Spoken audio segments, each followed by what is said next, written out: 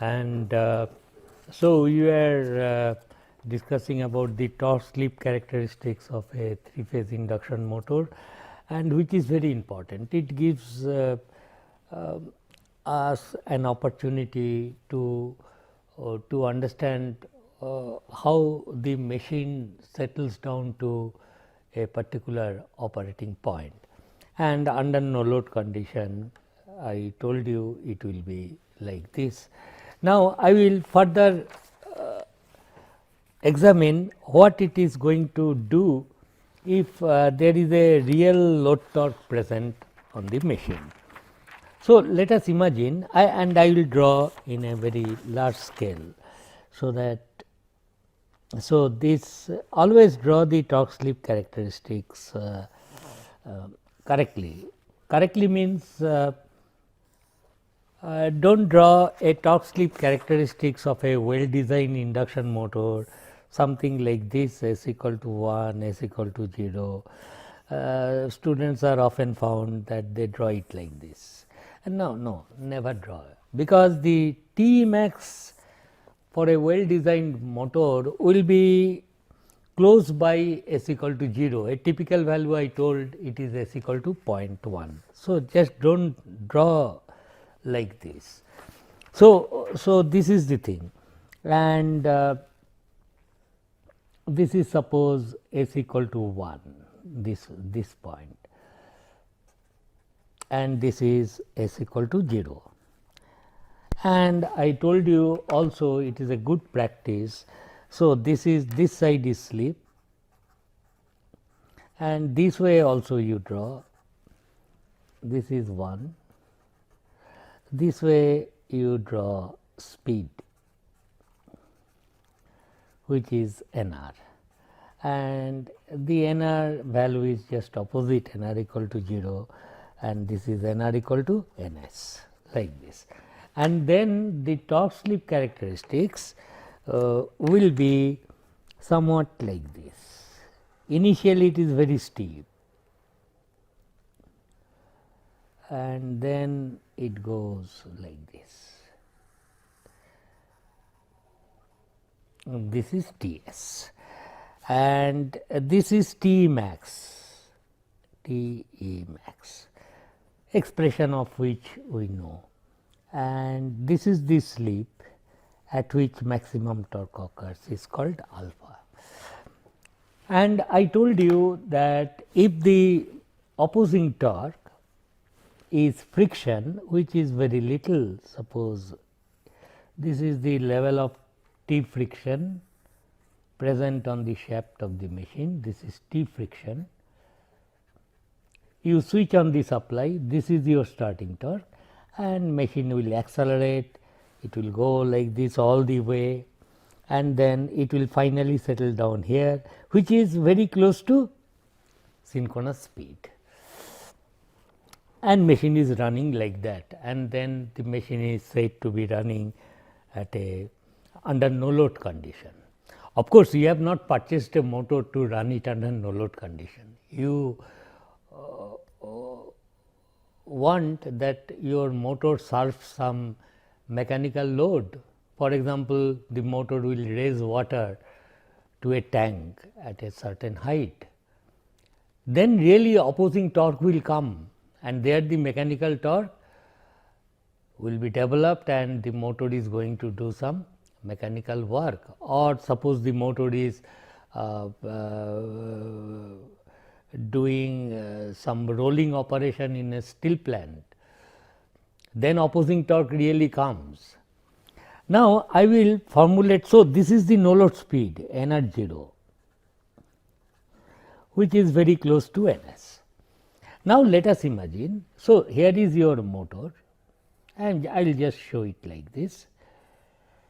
It was earlier running under no load condition. Here is supply you have given, just 3-phase supply, and it is running at n at 0 speed. Now, let us imagine on the shaft of the motor I have suddenly put some mechanical load. I ask the motor do some mechanical work for me. that is connect the external mechanical load on the shaft, no resistance, nothing like that, it is mechanical load. And therefore, let us imagine that at t equal to, so machine is hitherto running at nr0 speed. So, t less than 0, the speed of the motor is nr0, no load. Now, at t equal to 0, what I do, I increase the load torque on the shaft of the machine, that is the opposing torque.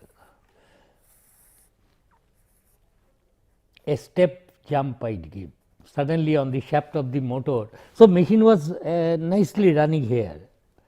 Suddenly, I put this opposing load torque. So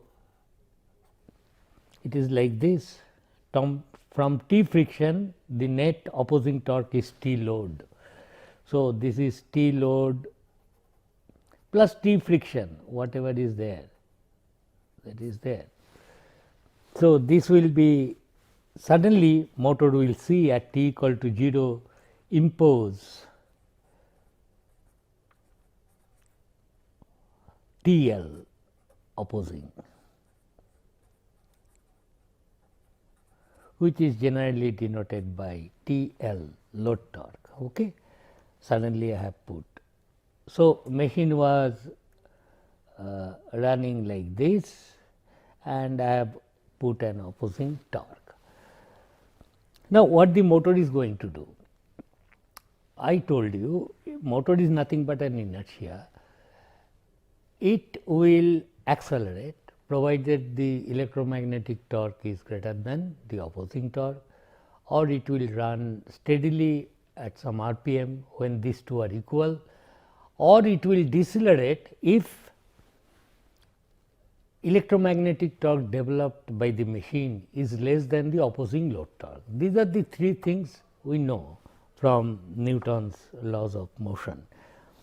Therefore, at t equal to 0 plus, at t equal to 0 plus, after you have imposed this opposing load torque on the shaft, can speed change instantaneously? No, speed cannot have a step jump. Speed will be at t equal to 0 plus, immediately after you have imposed this opposing torque, has to be energy 0 itself, or the slip cannot change instantaneously. Therefore, what will be the electromagnetic torque developed by the motor at t equal to 0 plus? It will still remain this value, because at this speed machine is still running at t equal to 0 minus, it was running at nr0. At t equal to 0 plus 2, it will run at this speed. Therefore, electromagnetic torque developed by the motor is only this much at t equal to 0 plus, but the opposing torque is this much, because this I have suddenly imposed. There is no scope for showing time in this diagram, you must understand that. Time is in my mind. Okay. So, at t equal to 0 plus, nr0 will remain nr0, rotor speed, but you have imposed a opposing load torque, that I can show nicely here. And then I say, okay, at t equal to 0 plus, electromagnetic torque developed by the machine is less than TL. That is the conclusion, because at this speed opposing torque is this much and electromagnetic torque is only this much. Therefore, what the motor is going to do? Motor to decelerate, rotor decelerates.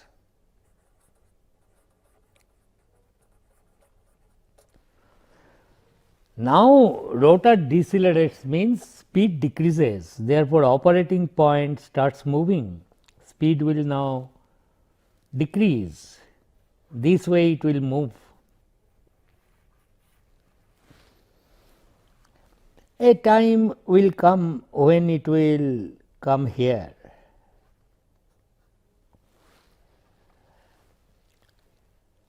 Of course, because of inertia, suddenly machine cannot stop. You must understand also this point. I will tell now in this diagram. Okay, because it was decelerating, and suddenly that deceleration is stopped, will not happen because of once again inertia. So, what happens, motor may cross this way, it may cross this point where T load is equal to electromagnetic torque developed by the machine. Operating point may shift there, but the moment it crosses this point, I find T is greater than T load, therefore, it will accelerate.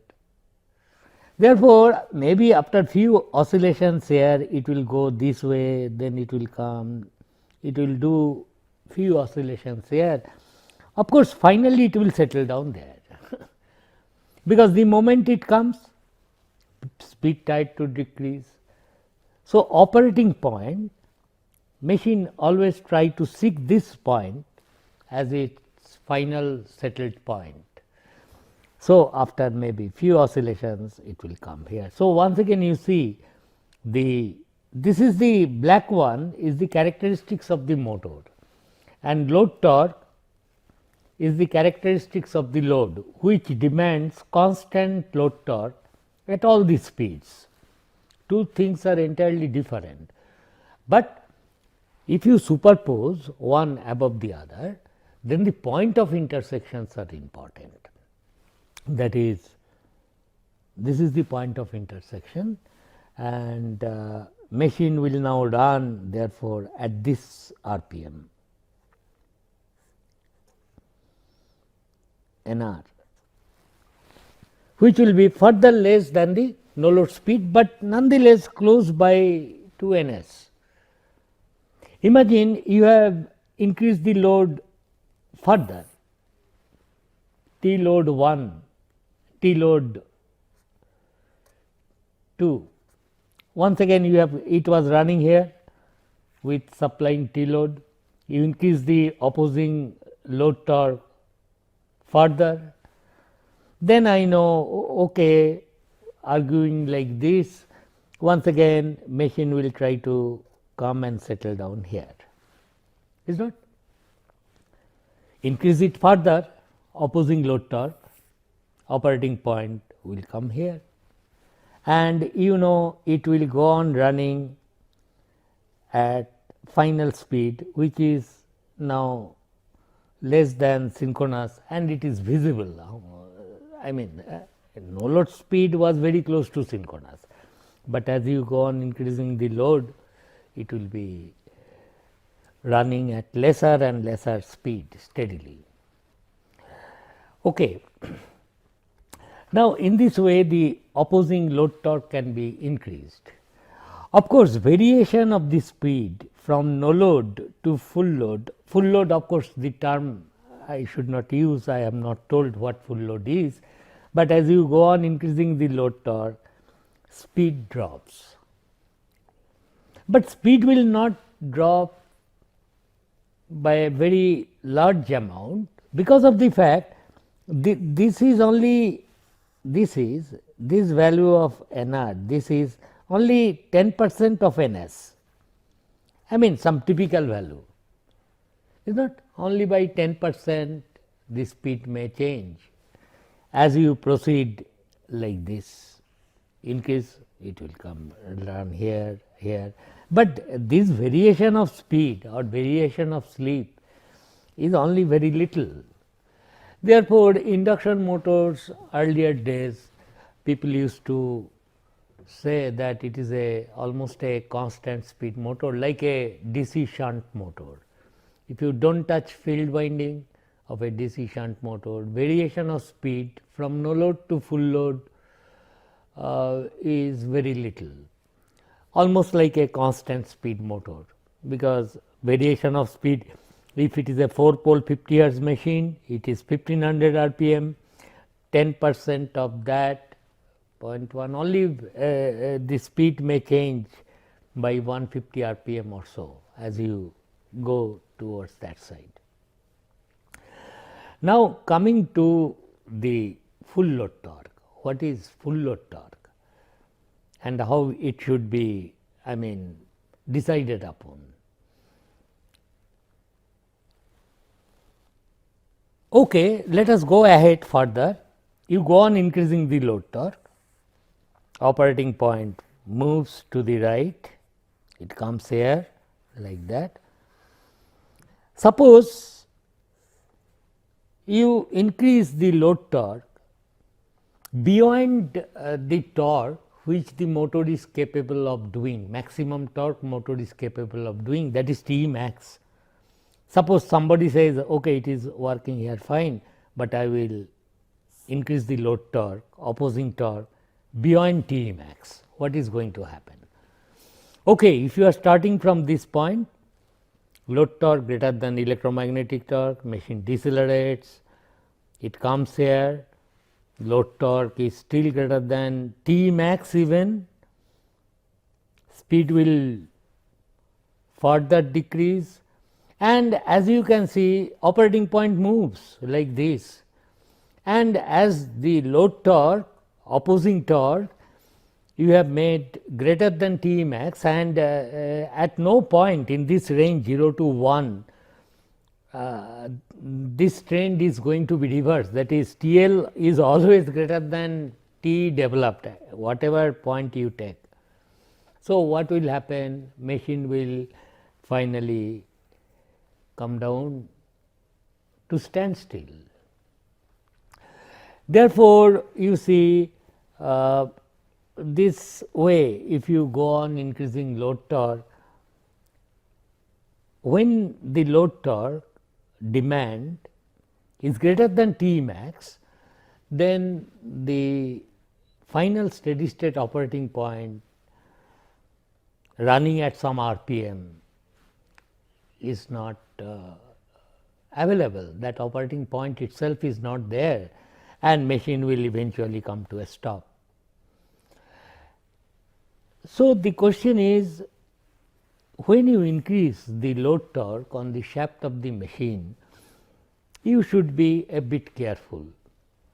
It looks like this one is 0.1 and another point. Suppose somebody has increased, okay, machine is capable of producing this much torque, okay, let me put this torque, it will run, and let this be called the full load torque, and machine is designed to run at this full load torque, then it will run at this speed. But this is not advisable. Why? Because this point is crucial, this operating point. As you move closer to T max and you do not know, there may come some disturbance. You are close to the vulnerable point, your load torque is close to T max, still less than T max, motor is capable of producing that torque. But as you closer to T max, you are running the risk, because motor is running, doing some mechanical work, but disturbance you cannot avoid. It may so happen that load torque has suddenly increased by a small percentage on this side, then you are gone.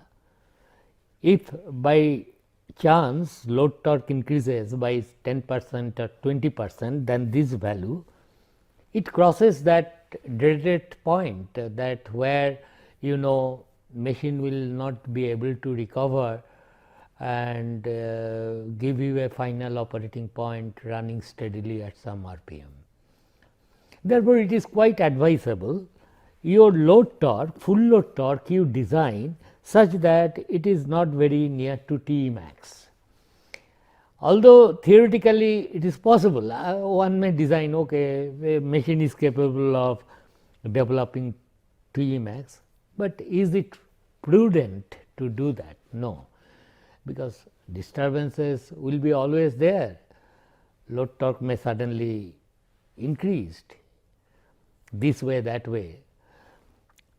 So, people then say that, okay, to avoid such a scenario, you design the full load torque, which is in the midway of this linear portion of the torque slip curve. This portion is closer to a linear relationship. We will discuss it further, but it is quite steep. In the linear portion, and 50% of T max, and let us arbitrarily say that my full load torque I will never exceed, it will be close to 50% of T max. Better you do like that. Certainly, it cannot be close to T max, or no point in choosing a T full load here at this level close to synchronous speed. Then you are not utilizing the motor. Motor is capable of developing T max this much, and somebody says my full load torque is here, motor is not properly then utilized. So, keeping all these things in mind, people suggest that better design your motor full load torque 0.50% of say T max, such that the full load speed, it is, since this zone is almost linear, will be about I mean the slip value will be also about, this is 0.1. So, this will be 0.05 say. So, induction motors are designed at a full load slip, the slip steady state slip corresponding to full load torque TFL, which is here suppose midway between these two, is say slip SFL is equal to say 0.05. Then you have enough margin, because always remember that any electrical motors can be run overloaded for some time, is not? It is not that you overload the machine and machine will burn. 15-20% overloads are possible, but for a definite amount of time. Continuously do not run a motor overloaded. Then the question of burning of windings, this that comes in, because to burn a coil, suppose a coil rated current is 5 ampere. If I pass 10 ampere, do you think the coil will burn? It depends. If you pass 10 ampere, which is capable of carrying current 5 ampere, if you pass 10 ampere for long time, it goes. But 10 ampere for maybe 2 seconds you can allow, it does not matter, 5 seconds you can allow. Because you know, to burn a thing, you not only require the power, but power into time, how much joules you are trying to dissipate. Time is a factor. Amount of heat generated is not only decided by I square R, also into time, how much heat, and that heat raises the temperature, breaks the conductor, burns it, this that. Therefore, overloading is a good engineering practice, provided one knows how much to overload and for how long time. That is most important. That is why, keeping all these things in mind, full load torque of a induction motor is operating point is decided somewhere midway between these two. It can be this way, that way a bit. 4% full load slip is also possible, you will see motors, but it will be of that order, 4%, 5%, 6%, that is the full load slip, typical value of full load slip of a 3-phase induction motor. So, this zone, mind you, is very steep, then, and this occupies only 1/10 of the scale, about roughly, and then this is the rest of the things. Achha, after we have done, now see the interesting point. For example, I told you this point, I will draw it separately, so that you understand it better. So always draw torque slip characteristics properly, that is one thing. So it is suppose the torque slip characteristics. Make practice drawing yourself. So suppose this is a typical well designed 3-phase induction motor, the torque slip characteristics is like this.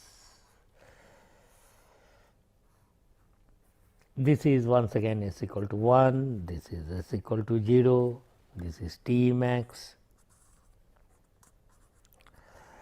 Although here also I have not drawn properly, this should be 1/10 of this approximately, I mean this is T max. Acha, I told you at no load it was operating here, T friction suppose, and T starting was greater than T friction. Now, when I told that T friction is suddenly raised to this level, say full load torque level, suddenly a step jump at T equal to 0, I have done this. Earlier it was running at no load speed NR0, now suddenly it is increased, and we know the final operating point will be here. But we must now observe these two torque slip characteristics very carefully. One is because of the motor, this is motor characteristics, how much torque it will generate, and this is the load characteristics, mechanical load characteristics. It demands that no matter at what speed it is running, it requires a constant load torque. It means that. Now, you observe carefully, there are two operating points it looks like, because at these two operating points, the electromagnetic torque generated by the motor will be equal to the opposing full load torque present, mechanical load torque present. Therefore, it looks like that I have told till now, here also you see this is the full load torque, okay. There are, it looks like there are two operating points, why not it will operate here? While explaining I told okay it moves here, okay it did not reach there, before that it reaches, those things are fine, but what happens at this point? Let us try to explain that. So, suppose this is the full load torque, and let us for argument's sake assume that motor is somehow settled down at this point. Then if it is settled down to this point where it is absolutely fine, electromagnetic torque and opposing full load torque are equal, and machine will perhaps run at this RPM whatever it is, and it is at a very low RPM as you can see compared to this side. But this operating point is not stable operating point, not stable operating point. Why? How do you test stability?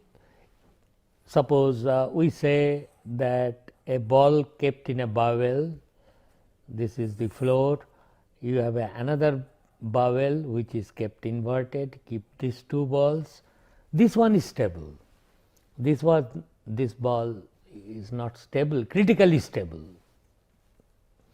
because a slight disturbance comes, wind blows, this fellow will roll down and it will never come back on its own to the original position, it cannot. But here it is, if suppose slight disturbance you give and release your hand, it will oscillate a bit, but once again come back here. So, this operating point is of this kind. Okay, these two are equal, it is critically stable, but a slight disturbance comes because you do not know. Suppose the speed has slightly dropped. What is the speed? Speed is this way. You do not know, speed may change a bit, n r equal to n s, this is n r equal to 0. Suppose speed drops a bit by some external factors. If speed comes here and the operating point then should be like this, if there is a slight disturbance in speed in this direction delta n r, then you see, oh, full load opposing torque is greater than electromagnetic torque. It will further decelerate, operating point will move like there, and there is no point where electromagnetic torque can match this full load torque present, and machine will come down here. Similarly, if there is a disturbance this side delta n r, you immediately conclude, oh, electromagnetic torque is this and opposite load torque is this, motor will accelerate, and it will accelerate means it will go here, it will come here, still it is greater than, accelerate, and finally this is the stable operating point, it will settle down here. Think about this interesting behavior of the machine. So, for a constant load torque, we then we may conclude that this zone is the stable zone and this zone of this unstable zone. We will discuss further about this. So, hope you have understood about the operating points and about the stable operating point and how the full load torque should be decided upon midway between 0 and T max approximately. That way it is designed so that you do not go close to a place where at the boundary stable and unstable zone meets, because that will be somewhat disturbing. A slight disturbance comes, motor will not operate, it will come to stop. So, think about these points and carefully go through this. We will continue from this point next class. Thank you.